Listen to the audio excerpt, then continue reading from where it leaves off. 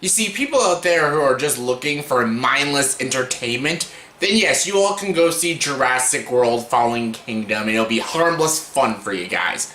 However, people out there who actually want to watch a truly remarkable film with great filmmaking, a true artistic indie film, then this is the film for you.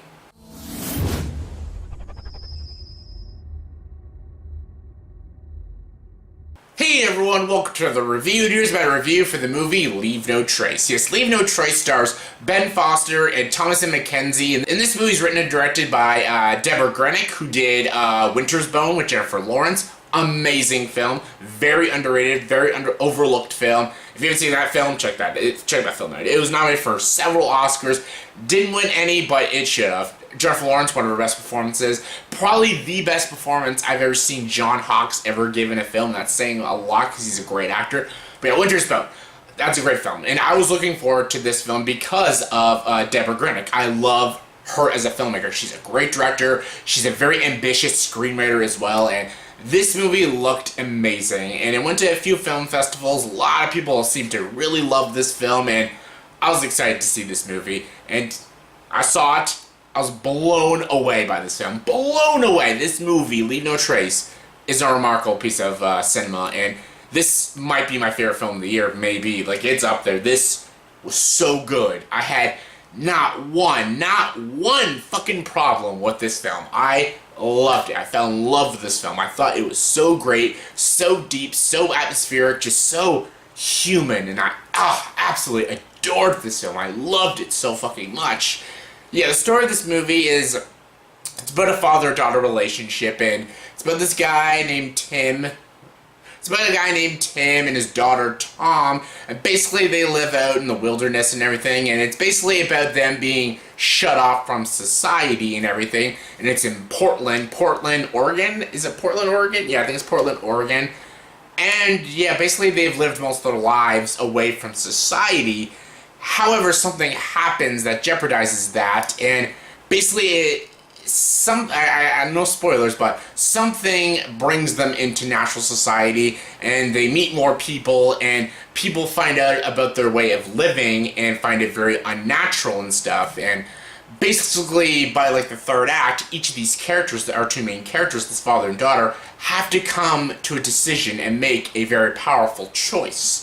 And this movie is truly compelling and very riveting, and I loved every second of this film. The cinematography alone is gorgeous, and this movie takes its time, and a lot of people will not like that. A lot of people will not like this movie because they'll call it boring and artsy and all that stuff. They'll think it's a dull indie film, and people will get bored by this movie. I know, like that from a fact. Yes. Were you bored by this movie?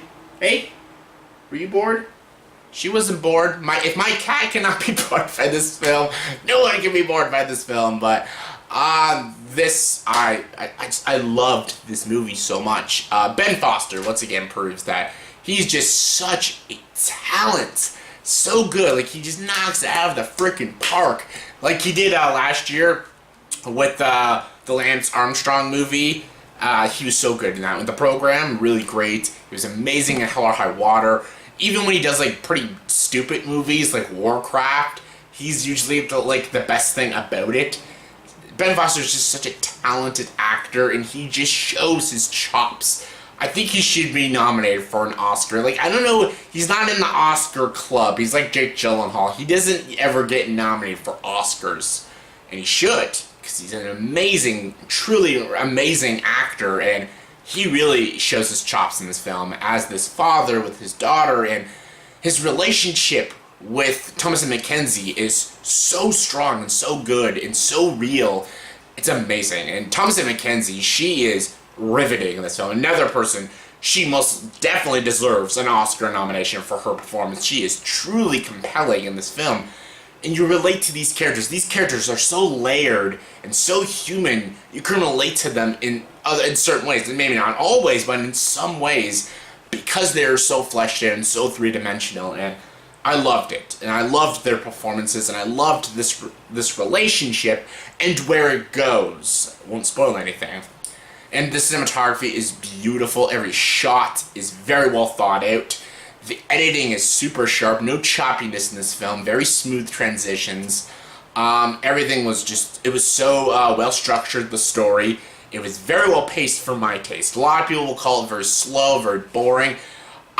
It took its time, and this kind of story needs to take its time and be very slow and be very atmospheric, because it puts you into the situation with these characters, and you feel like you're in these woods with these characters. You're in these situations and these problems with these characters because the film takes its time with the characters, so you feel like you're there with the characters. And that's just good filmmaking. That's amazing direction. That's perfect direction.